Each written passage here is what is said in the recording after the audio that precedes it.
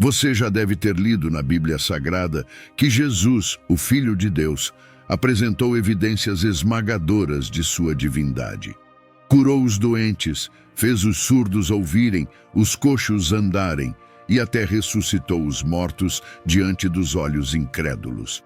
Entretanto, apesar desses milagres extraordinários, o povo judeu, em sua maioria, hesitou em reconhecer Jesus como o Messias prometido. Compreender por que isso ocorreu requer que nos transportemos para aquele contexto histórico onde a opressão romana pesava sobre o coração do povo judeu. Jesus desafiou as expectativas da época, não se alinhando com a compreensão convencional de um líder messiânico que libertaria Israel da opressão terrena. Sua mensagem transcendeu as expectativas físicas e materiais, focalizando-se nas bênçãos espirituais e na regeneração dos corações. Hoje, ao explorarmos esse tema crucial, somos convidados a contemplar as evidências apresentadas por Jesus e a buscar uma compreensão mais profunda dos desafios enfrentados pelo povo judeu naquele tempo. Finalmente você entenderá por que o povo judeu rejeitou Jesus como o Messias. Se você tem interesse em receber mais conteúdos bíblicos como este, peço que clique no like e se inscreva no canal para o YouTube nos recomendar mais vezes. E vamos para o vídeo. Um dos principais motivos que fizeram o povo judeu rejeitar Jesus, na verdade, se tratou de uma confusão ou um mal-entendido que envolveu as profecias do Antigo Testamento sobre a vinda do Messias. Muitos do povo judeu naquele tempo mantinham expectativas equivocadas, confundindo eventos que seriam cumpridos na primeira vinda de Jesus com aqueles reservados para sua segunda vinda gloriosa. Na época de Jesus, a opressão romana pairava sobre o povo judeu. A presença romana era sentida em todos os aspectos da vida cotidiana, desde a governança política até questões econômicas. Os judeus viviam sob a sombra de uma autoridade estrangeira, limitando sua autonomia e restringindo sua capacidade de adorar a Deus, de acordo com as tradições e ensinamentos sagrados. Essa opressão impunha tributos, limitava liberdades e gerava um anseio profundo por libertação e redenção. Essa opressão constante alimentava a esperança de que o Messias seria um líder terreno que, com um exército poderoso, libertaria Israel da opressão.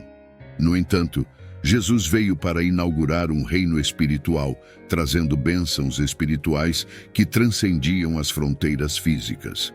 As profecias cumpridas na primeira vinda, como o caráter messiânico em Isaías 11 e o local de nascimento em Miqueias capítulo 5, versículo 2, foram compreendidas, mas muitas outras foram mal interpretadas ou ainda não haviam sido cumpridas, o que fez os judeus duvidar de Jesus. Isaías, inspirado pelo Espírito Santo, descreve de maneira vívida e poética o caráter messiânico que o ungido de Deus, o Messias, apresentaria.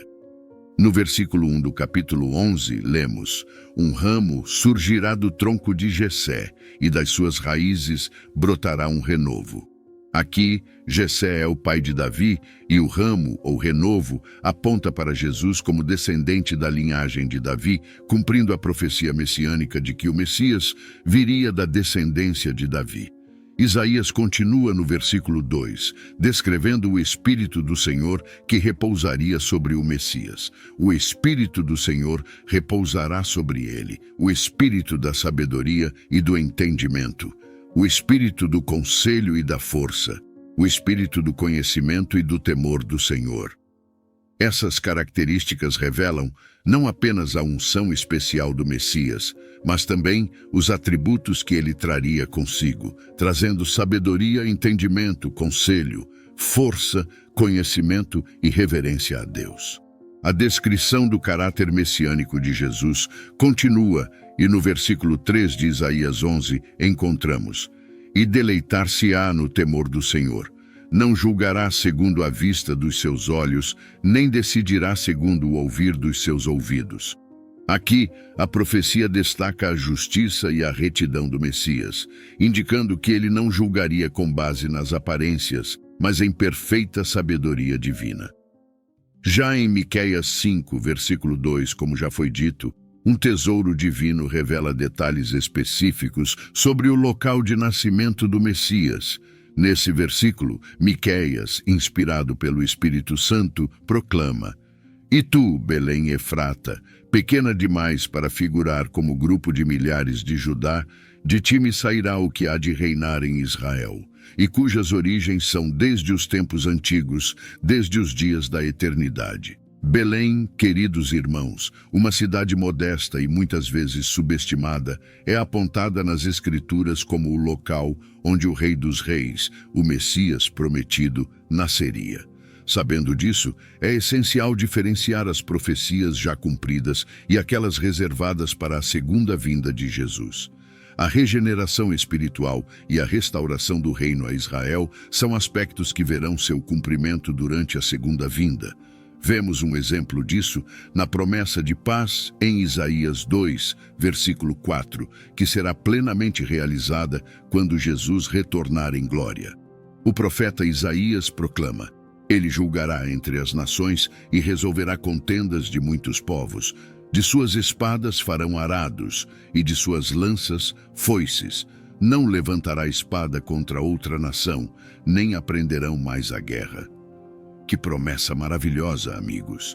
Essas palavras revelam a visão do reinado messiânico, no qual o príncipe da paz julgará as nações, pondo fim aos conflitos e estabelecendo um reino de paz inabalável.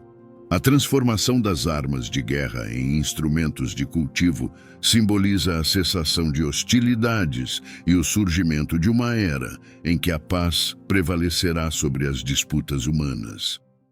Além desse mal-entendido, há outros fatores que devemos compreender para entender por que o povo judeu rejeitou Jesus como o Messias. Jesus, com sua divina coragem, proclamou verdades que desafiaram as crenças estabelecidas da época. Ele não apenas curou os enfermos e ressuscitou os mortos, mas também ousou afirmar sua divindade. Em João 8, versículo 58, ele declarou: "Antes que Abraão existisse, eu sou." Essas palavras, queridos, ressoaram como trovões nos corações dos líderes religiosos, porque "eu sou" é o nome divino em hebraico, associado ao Deus Todo-Poderoso. Ao se proclamar como tal, Jesus foi percebido como blasfemador por alguns, desafiando as crenças profundamente enraizadas pelos líderes religiosos judeus. Imaginem, amados, a tensão no ar naquele momento. Os líderes religiosos não podiam aceitar que Deus estivesse diante deles em forma humana. Essa compreensão desafiava séculos de tradição e estudo das Escrituras. Em vez de abraçar a revelação divina, muitos optaram por resistir, pois o desconhecido muitas vezes assusta mais do que ilumina. Por isso, Jesus, ao afirmar sua divindade, tornou-se uma pedra de tropeço para alguns. Imagine o cenário: tradições antigas, leis cerimoniais e interpretações rígidas que moldaram a vida religiosa dos judeus. Jesus, com sua sabedoria divina, questionou essas práticas ultrapassadas, revelando um entendimento mais profundo do reino de Deus. Um exemplo marcante é encontrado em Mateus 15, quando alguns fariseus questionaram Jesus sobre a observância das tradições de lavagem cerimonial. Os fariseus, com zelo pelas tradições humanas, indagaram a Jesus sobre por que seus discípulos não seguiam a prática de lavar as mãos antes das refeições, uma tradição que não tinha sua origem nas leis divinas, mas sim nas tradições dos líderes religiosos da época. Em vez de entrar em detalhes sobre práticas externas, Jesus provocou uma reflexão mais profunda, destacando a importância de um coração limpo diante de Deus. Na resposta de Jesus, somos levados a uma profunda reflexão sobre o verdadeiro significado da pureza. Ele destacou que a verdadeira contaminação não está nos alimentos que entram pela boca, mas nas palavras e ações que emanam do coração. Ele nos lembra de que não são as tradições exteriores que nos aproximam de Deus, mas a pureza do coração.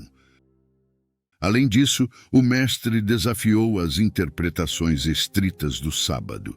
Em várias ocasiões, ele curou no sábado, demonstrando que o amor e a compaixão não estão confinados a regras rigorosas. Numa época em que as regras e regulamentos sobre o sábado eram seguidos rigidamente, Jesus, em sua sabedoria divina, nos deixou um exemplo extraordinário registrado nos Evangelhos. No livro de Mateus, no capítulo 12, encontramos um relato interessante. Num sábado, enquanto Jesus caminhava com seus discípulos, eles sentiram fome e, famintos, começaram a colher espigas de trigo para saciar sua necessidade. Os fariseus, imbuídos de rigidez legalista, prontamente criticaram essa ação, acusando Jesus e seus seguidores de violarem a santidade do sábado.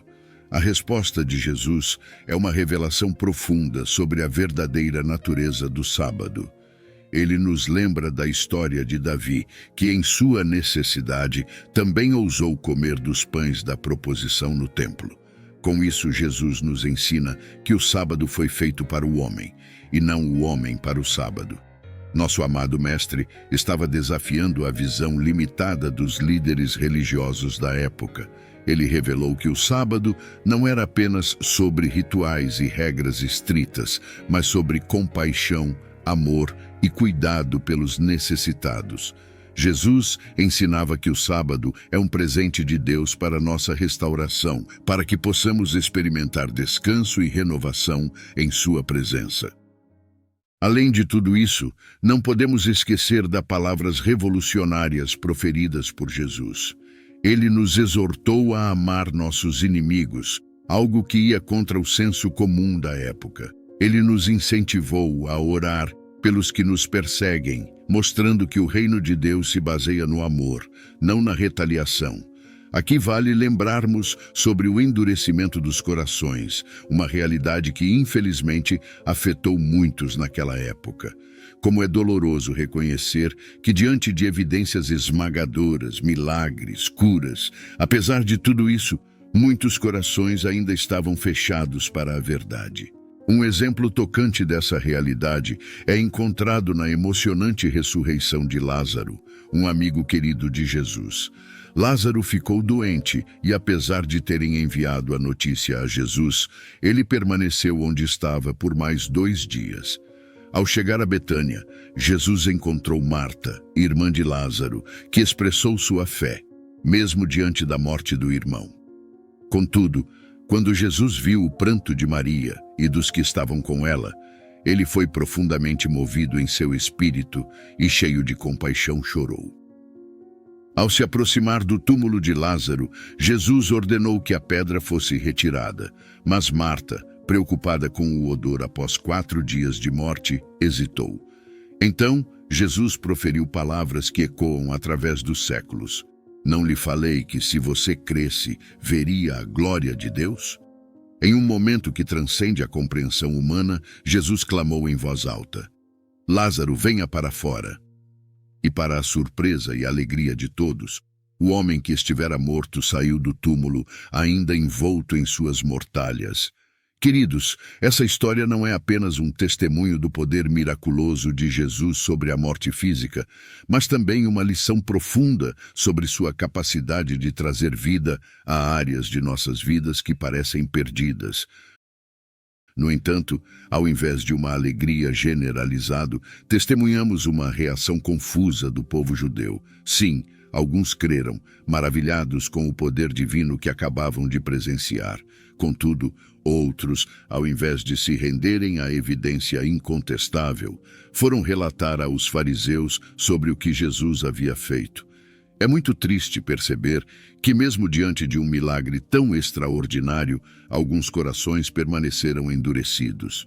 Em vez de se maravilharem e se renderem à obra divina, optaram por resistir à verdade.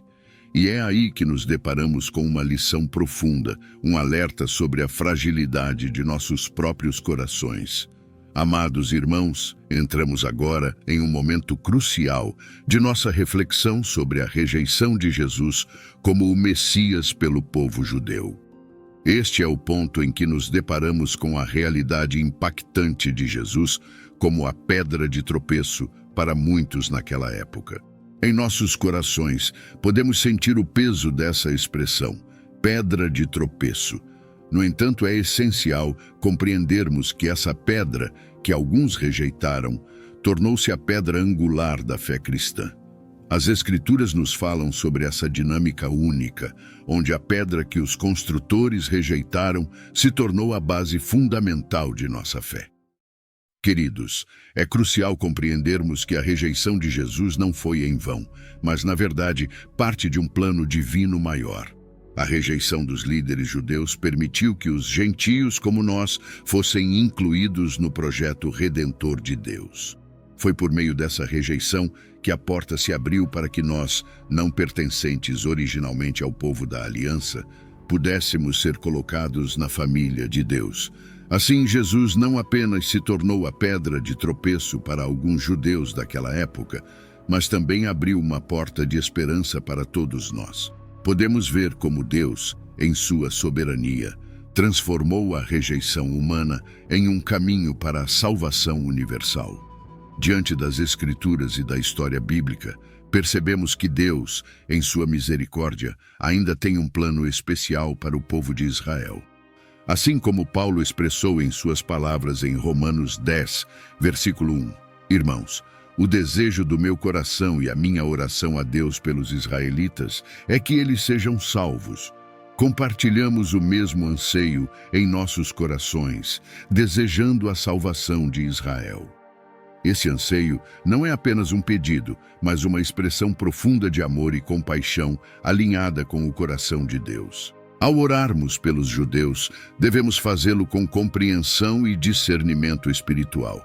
Devemos reconhecer o zelo, a busca e a devoção que muitos deles têm por Deus, ainda que isso aconteça de maneiras que nem sempre compreendemos totalmente. Que nossas orações sejam marcadas pela compaixão e pela esperança, procurando pela revelação da verdade de Jesus como o Messias prometido. É essencial compreendermos que, na primeira vinda de Jesus, ele inaugurou o reino de Deus, trazendo salvação espiritual, reconciliação e a oportunidade de participarmos de seu reino celestial. No entanto, muitas profecias sobre o Messias, relacionadas a aspectos terrenos e físicos, ainda aguardam seu cumprimento final. Ao examinarmos as profecias do Antigo Testamento, notamos promessas como a restauração do reino a Israel, a purificação do mundo do mal, o reinado do Messias com uma vara de ferro e o estabelecimento da paz universal. Esses eventos grandiosos estão intrinsecamente ligados à segunda vinda de Jesus, quando ele retornará em poder e glória para estabelecer seu reinado milenar. As profecias que falam sobre a regeneração espiritual de Israel encontrarão sua consumação, pois o próprio Messias reinará em seus corações. Ao aguardarmos esses eventos proféticos, permanecemos em esperança e antecipação. Nossa fé repousa na certeza de que, assim como as promessas cumpridas na primeira vinda de Jesus foram verdadeiras, da mesma forma, aquelas relacionadas à sua segunda vinda serão cumpridas em sua plenitude. Que essa compreensão nos encha de expectativa e alegria, pois aguardamos o glorioso retorno do nosso Salvador para reinar e cumprir todas as promessas de Deus. Em nome de Jesus, que é fiel e verdadeiro, elevamos nossa adoração e confiança. Espero que tenha gostado do vídeo. Por favor, se inscreva no canal, deixe seu like e clique em algum dos 2 vídeos que irá aparecer para continuar nos assistindo. Abraços e fiquem com Deus.